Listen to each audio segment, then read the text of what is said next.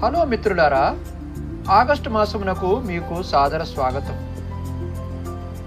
ఈ సంవత్సరంలో ఇప్పటి వరకు మనం అనేక ఒడిదుడుకులను చూచి ఉండవచ్చు. కొన్ని రోజులు సంతోషకరంగా ఉంటే మరికొన్ని కష్టతరంగా గడిచి ఉండవచ్చు. అయినప్పటికీ మనను ముందుకు నడిపించేది ఆశయం మాత్రమే. కీర్తనల గ్రంథము 71:20లో బైబిల్ ఇలా చెబుతోంది: అనేకమైన కఠిన బాధలను మాకు కలుగజేసిన వాడా, నీవు మరలా మమ్మను బ్రతికించదువు. భూమి యొక్క అగాధ స్థలములలో నుండి నీవు మరలా మమ్మను లేవనెత్తెదవు. మనలో చాలా మందికి గత 7 నెలలు అంత సులభంగా గడిచి ఉండకపోవచ్చు.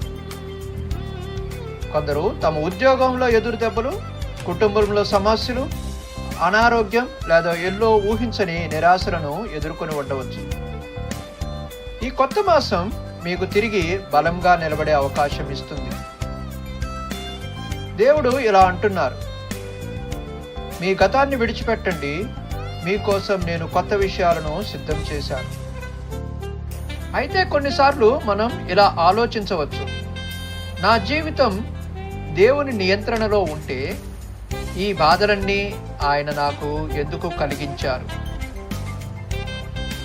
మిత్రులారా, మీ జీవితము ఇంకా ఆయన నియంత్రణలో ఉంది కాబట్టి ఆయన మిమ్మల్ని ఎన్నడూ విడిచిపెట్టలేదు. మిమ్మల్ని తీర్చిదిద్దడానికి, పరిశుద్ధపరచడానికి మరియు భవిష్యత్తు కోసం సిద్ధం చేయడానికి ఆయన కొన్ని బాధాకరమైన సమయాలను అనుమతించారు. ఈరోజు మీరు ఎటువంటి పరిస్థితిలో ఉన్నా సరే దేవుడు మీ జీవితాన్ని బాగు చేయగలరు.